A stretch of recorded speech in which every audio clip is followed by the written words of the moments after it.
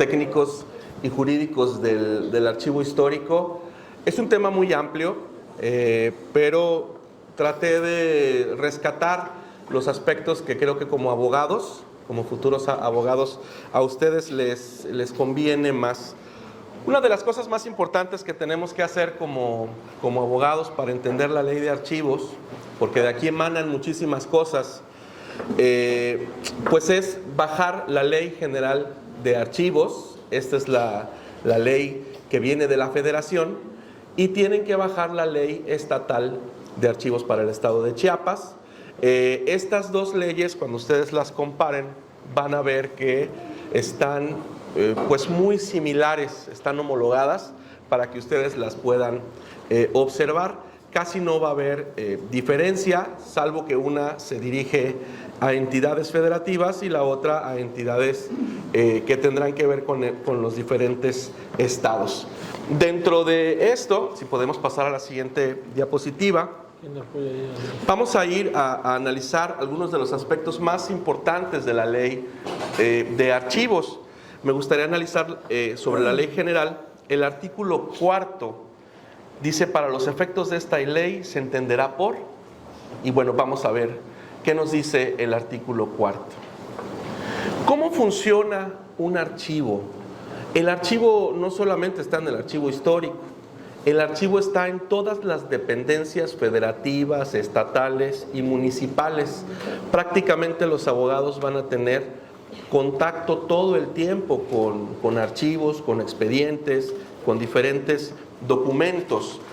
Vamos a entender al archivo como el conjunto organizado de documentos producidos o recibidos por los sujetos obligados en el ejercicio de sus atribuciones y funciones, con independencia del soporte, espacio o lugar en que se resguarden.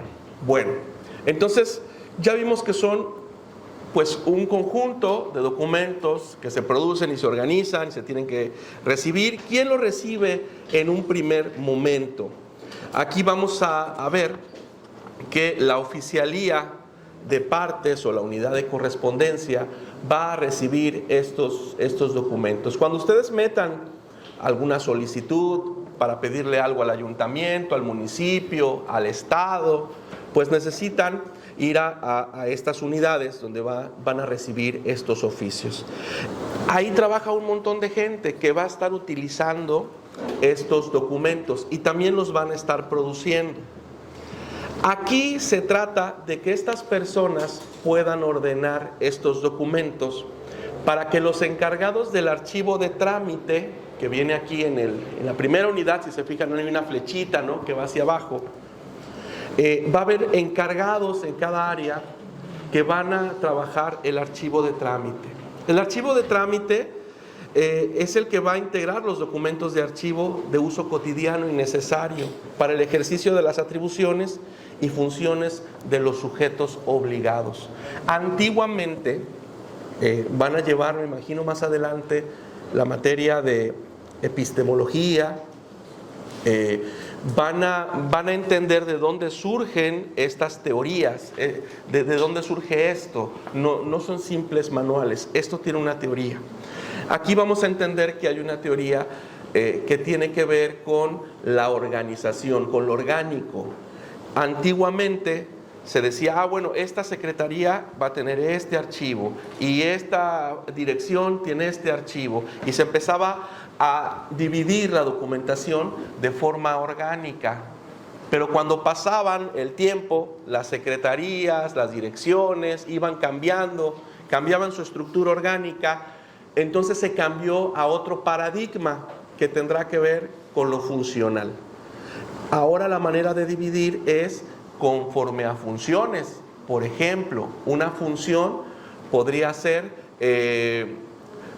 la revisión de reglamentos, digamos en la coordinación de archivos. Hay un área, un tópico que puede ser la revisión de reglamentos, ¿no? Entonces ahí se va a hacer ese tópico, pero eso no significa que solamente hay una oficina que haga eso, sino que se van a ver las temáticas, los tópicos, y ahí va a recaer todos esos oficios, todas esas documentaciones que las va a ir organizando de manera ordenada el RAT, que es el responsable de archivo de trámite. Todo ayuntamiento, vamos a hablar del ayuntamiento de Tapachula, tendrá entonces un archivo de concentración. Cada documento tiene una vida y va a ir pasando poco a poco por diferentes estancias. El archivo de concentración entonces está integrado por documentos transferidos desde las áreas o unidades productoras, que ya mencionamos, cuyo uso y consulta es esporádica y que permanecen en él hasta su disposición documental. Muchos municipios llegan hasta aquí, hasta el archivo de concentración, y ahí tienen su documentación, y ahí ellos tienen que revisar cuánto tiempo debe de durar ese documento para posteriormente destruirlo o, en su defecto, pasarlo en una transferencia secundaria al archivo histórico. Y si no tengo archivo histórico, lo tengo que llevar al Archivo General de la Nación o a la instancia directa que podría ser el archivo del estado de Chiapas. En Chiapas los archivos han sido destruidos. Los gobiernos, cuando se iban, quemaban los archivos en tambos con gasolina, hacían hoyos en el basurero, enterraban ahí los archivos. ¿Por qué es importante o por qué muchos políticos tenían esta idea de tirar los archivos? ¿Por qué creen que les interesaba tanto que no tuviéramos estos archivos? Evidencias, exactamente. Los documentos son una evidencia que te dice cómo funciona el gobierno, cómo funcionó ese gobierno. Te dice si lo hizo bien, si lo hizo mal, cuáles fueron las áreas de oportunidad y si hubo corrupción. Entonces, los archivos ahí se vuelven muy importantes. Ahorita más adelante les van a hablar un poquito de la transparencia y cómo el ayuntamiento de Tapachula ha sido uno de los mejores ayuntamientos a nivel estatal en materia de transparencia, porque estamos cumpliendo con la ley de archivos y la ley de transparencia al pie de la letra, vamos a decirlo así. Posteriormente se debe de ir entonces a un archivo histórico. El archivo histórico va a conservar estos documentos que tienen este valor, donde se va a llamar al documento patrimonio histórico documental. El patrimonio es como, vamos a decir que un documento puede ser el equivalente a una pirámide, a un monumento, a una estatua, que nosotros le damos este valor de patrimonio. También existen documentos que van a ser patrimonio histórico documental.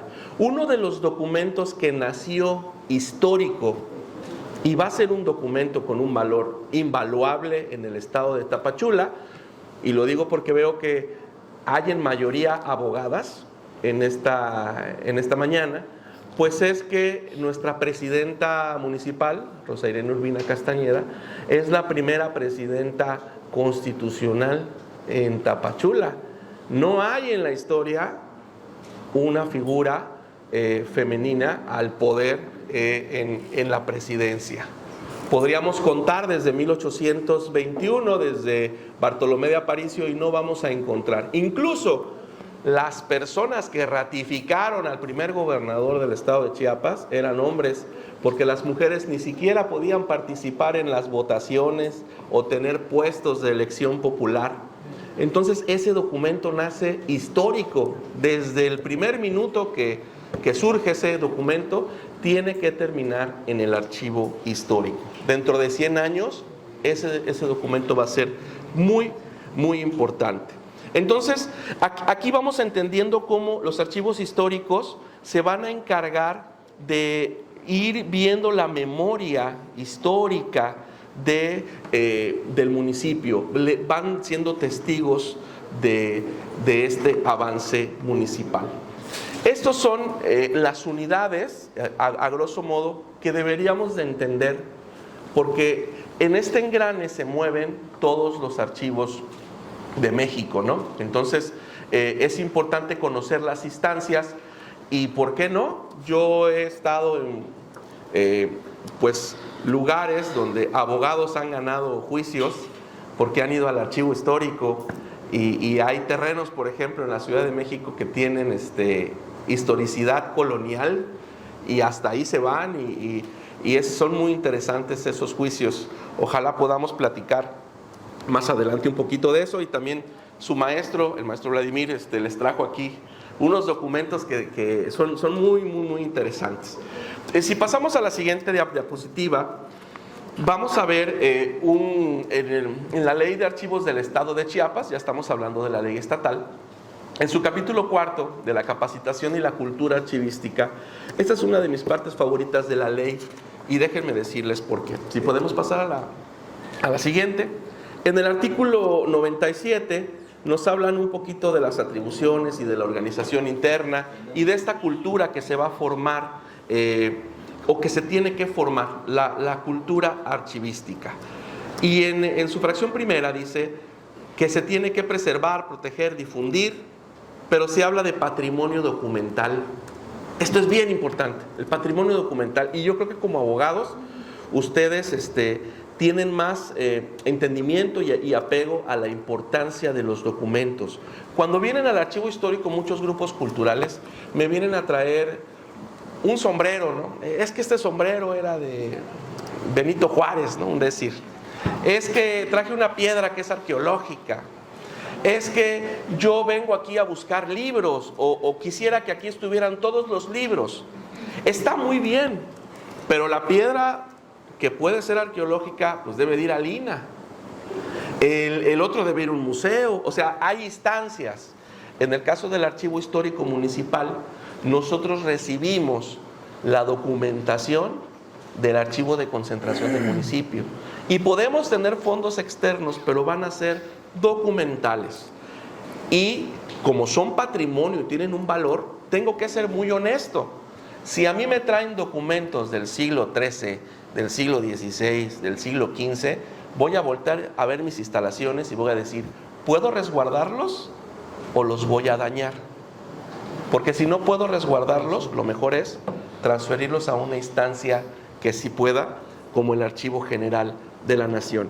Entender qué es el patrimonio cultural y empezar a tenerle amor a la documentación, entenderla como patrimonio. Mucha gente dice, es que solo son papeles. Y hemos visto casos lamentables de archivos del siglo XIX, por ejemplo en Chiapas, que los tiran. El Registro Agrario Nacional en algún momento tiró archivos al río. Bueno, los casos son incontables, pero es porque hace falta hacer la difusión de este patrimonio documental, y es lo que su maestro está haciendo hoy al traerles estos documentos para que los puedan conocer y se puedan enamorar de la historia jurídica de Soconusco.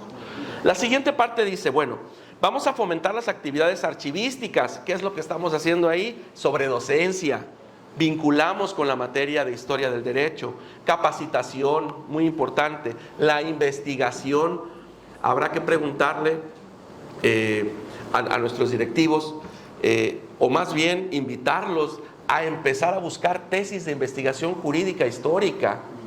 Eso sería súper interesante. Tienen el archivo cerquita, van aquí, pueden ir a hacer las estancias, pueden revisar la documentación, nuestro personal los puede apoyar y pueden hacer su tesis sobre la historia jurídica de Tapachula o de Soconusco. Ahí tenemos mucho de qué trabajar con ustedes. Son importantes las publicaciones, la restauración, que es algo muy caro, que todavía Tapachula no está en eso, pero para allá vamos.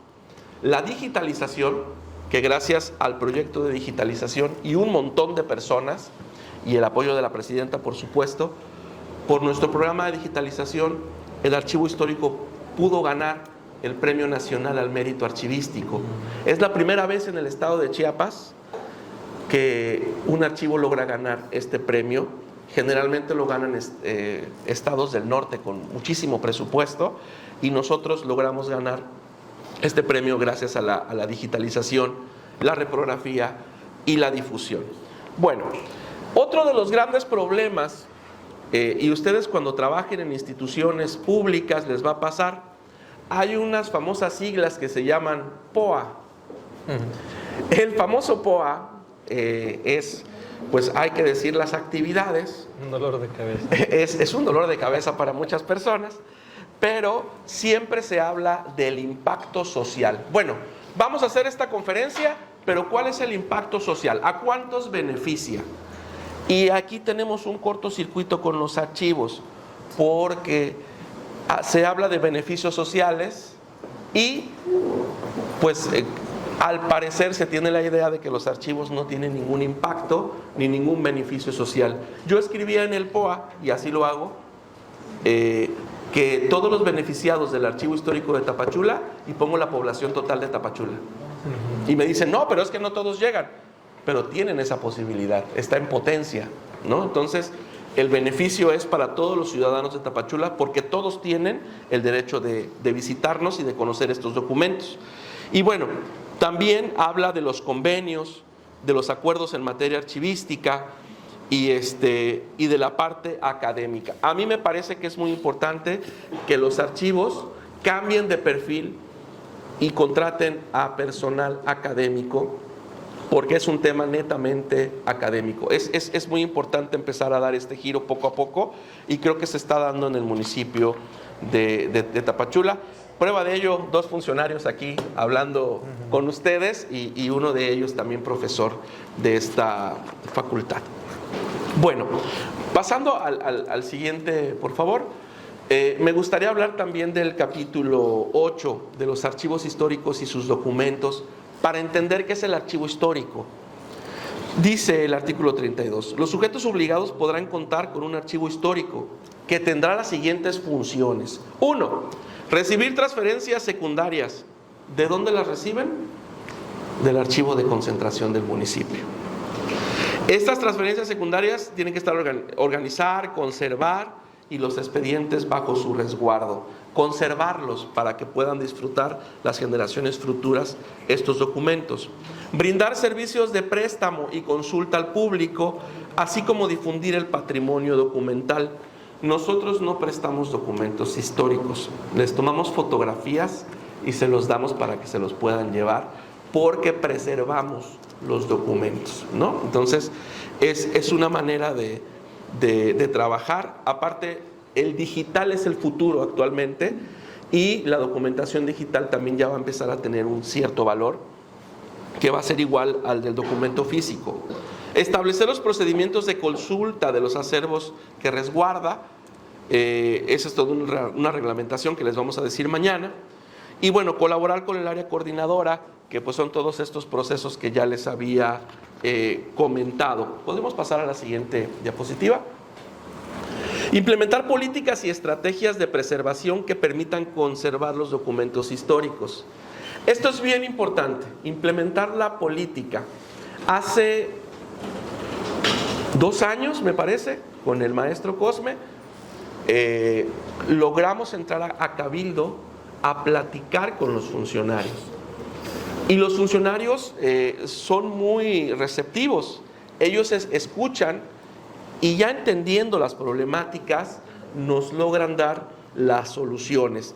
Y si no se hacen estas políticas, si no se concientiza al funcionario, no vamos a poder avanzar, porque ellos necesitan saber para qué, el por qué, el valor, para que después podamos hacer estas acciones, y lógicamente el presupuesto pues va a bajar de ahí.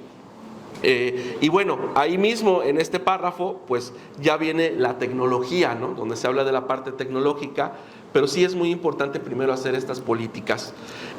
Dice el sexto, los responsables de los archivos históricos deben contar con los conocimientos, habilidades, competencias y experiencias acordes con su responsabilidad.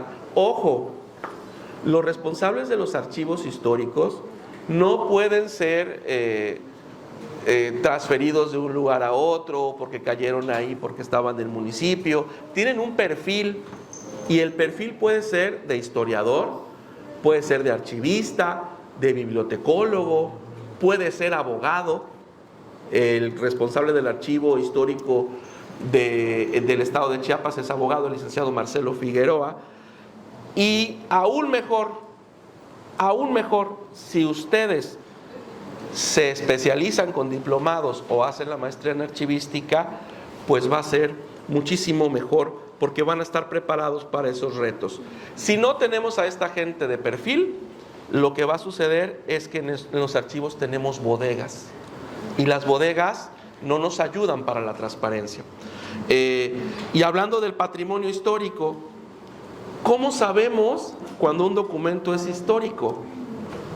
Y hay 3 palabras que vienen en la Ley General de Archivos, artículo 4, que los valores deben ser evidenciales, testimoniales e informativos. Eso nos va a dar la guía para que podamos trabajar en la valoración de documentos históricos. Si pasamos a la siguiente diapositiva, quisiera pasar un poquito a comentarles de nuestros procesos técnicos. Solo les voy a hablar de 3 procesos técnicos que han sido muy exitosos.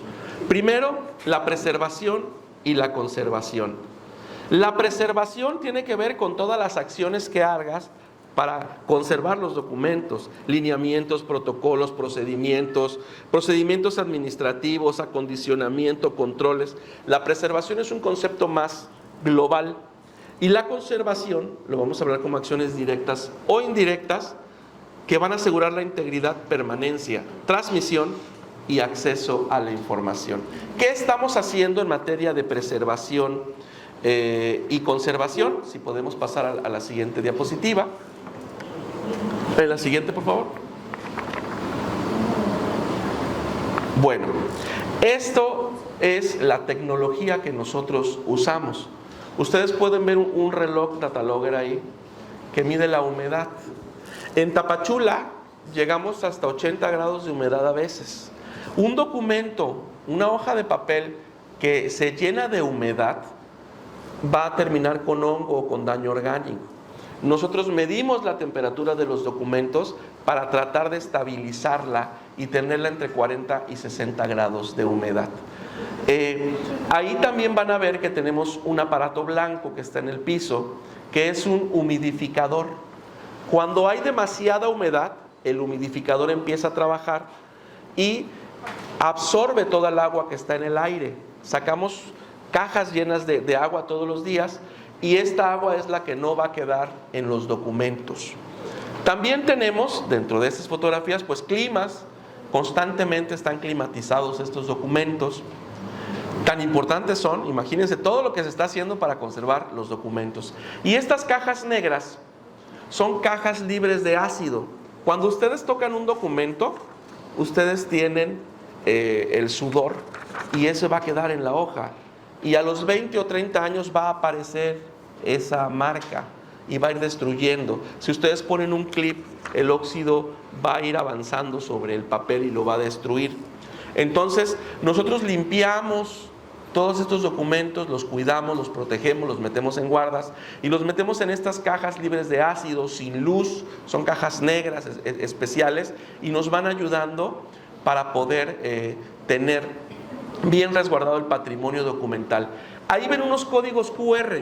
Cuando ustedes vayan a las cajas, van a poder pasar su celular y ver el catálogo digital para que puedan saber que tiene la caja. O sea que la caja nunca se mueve, nunca se abre.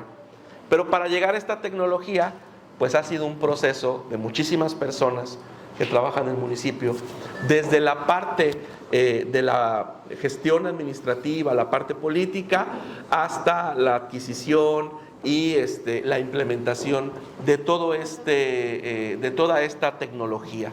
Bueno, aparte de esta tecnología que les estoy comentando, tenemos otro instrumento que es nuestro aliado, y es nuestro aliado también con transparencia, que es el catálogo de descripción y disposición documental del archivo histórico.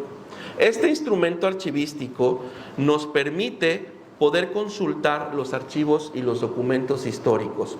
Ojo, si no tenemos un catálogo, no es un archivo, es una bodega, porque no sabemos qué hay. Y lo más probable es que se va a ir acumulando ahí toda la documentación y eso va a terminar en la basura. ¿Por qué? Por daño biológico, porque se va a tener que dar de baja. El catálogo es fundamental Y ahorita que proyecten les quiero mostrar este catálogo. Este catálogo es increíble porque no solo habla de la disposición, tiene la descripción, o sea que ustedes pueden entrar próximamente a la página del ayuntamiento y poder leer los juicios del siglo XIX que se dieron en Soconusco, cómo era la ley en ese momento, cómo eran los jueces, y ahí les va a ir contando el descriptor. Y si a ustedes les interesa ese juicio, ese tema en particular, pueden pedir el expediente y nosotros se los proporcionamos de manera digital. Es interesante, por ejemplo, algunas cosas que se van a encontrar en este catálogo. ¿Cuál era la percepción del derecho o cómo se trataba a las mujeres en los juicios de historia de género, ¿no? Esa parte es interesante. Por ejemplo, también pueden ver apellidos como Córdoba, como Chacón, que son apellidos que han ido formando la ciudad de los primeros políticos del Tapachula Libre. En fin, pueden encontrar muchísimos documentos y bueno, ahorita que proyecten ya les cuento un poquito más de este catálogo.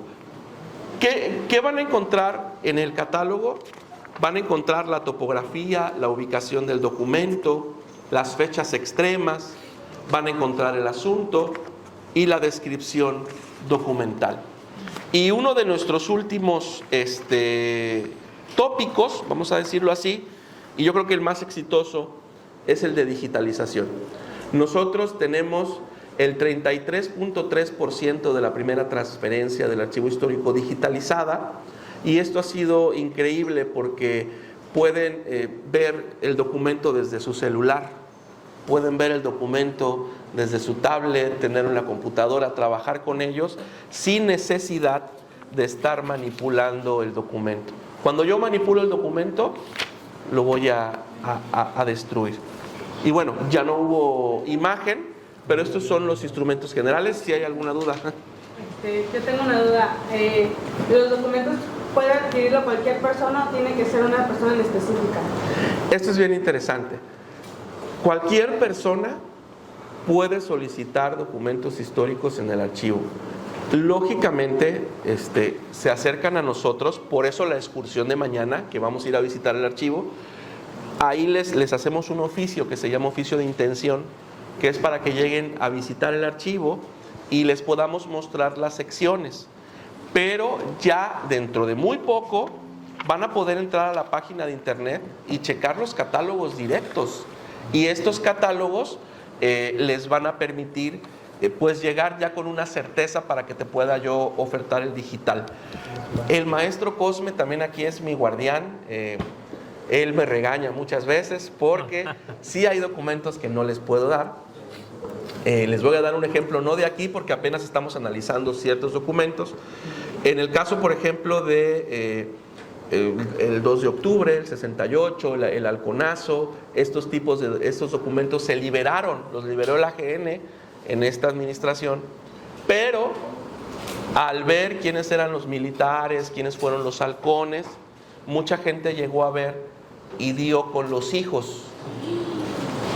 Entonces, ahí ya hay un dato sensible donde yo afecto a terceros y a otras personas. Entonces, hay documentos que tienen que tener cierta secrecía, que no pueden estar a disposición del público y que lo estarán muchos años después, ¿no? Entonces, el AGN decidió cerrar otra vez estos archivos. Pero en este caso, en estos juicios, en estos documentos del archivo histórico, casi la gran mayoría está a disposición. Entonces, pues cualquiera puede descargar los archivos. Este es el catálogo de descripción y disposición documental. Es un catálogo donde muchos alumnos y profesores participaron para poder leer los expedientes. Esta lectura no la puede leer cualquier persona, es como la que está aquí atrás. Es del siglo XIX, es paleografía, no se entiende. Entonces, mucha gente lo leyó, lo trabajó y ahí hizo pequeñas descripciones documentales para que te enteraras de qué tratan los documentos. Esto te permite que te acerques al documento sin necesidad de saber paleografía. Y si se fijan, del lado derecho, pues casi todos están digitalizados, ¿no? Pueden pedirlos. digamos que la compañera vive en España, consulta el catálogo y por teléfono nos pide el documento, se lo podemos. O sea que se ve hasta el honguito, el moradito, el hoyito del papel, todo se ve. El AGN trabaja 360, me parece. Ellos tienen un mundo de documentos. Ellos solo se preocupan por la legibilidad. A nosotros nos está preocupando mucho que puedas tener un documento para que después puedas mandarlo a imprimir y puedas hacer, por ejemplo, una museografía escolar, como el caso que está pasando aquí. Acabamos de encontrar, por ejemplo, documentos de Teodomiro Palacios, un personaje de aquí de Soconusco, y pues este personaje, hay una escuela que se llama Teodomiro Palacios. Entonces les estamos dando documentos para que los puedan imprimir y también mostrárselo a sus alumnos. El archivo tiene que llegar a las escuelas, a la sociedad y a la gente de a pie, no es para la gente de élite.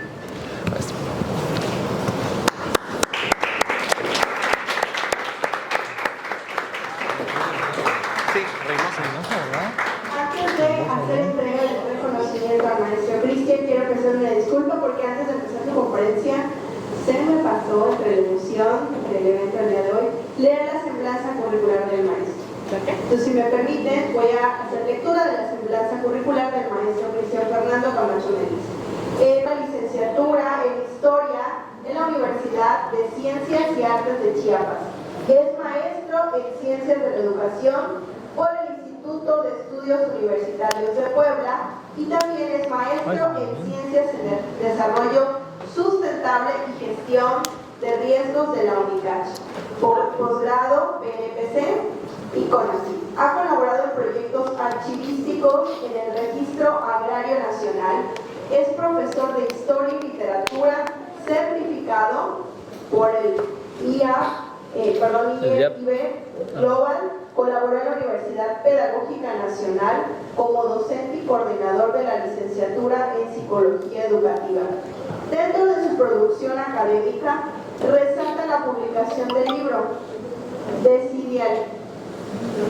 Desindianización, de dejar de ser Desindianización y Ruptura, publicado por la Universidad Pedagógica Nacional. Investigación educativa sobre las escuelas del sistema rebelde zapatista de los Altos de Chiapas. Sus líneas de investigación y diversas publicaciones son en la temática de archivística, historia de la educación, sustentabilidad e historia de la música. Actualmente es coordinador y responsable del Archivo Histórico Municipal del municipio de Tapachula, archivo ganador del Premio Nacional al Mérito Archivístico, razón por la cual les pido un fuerte aplauso porque nunca antes en el estado de Chiapas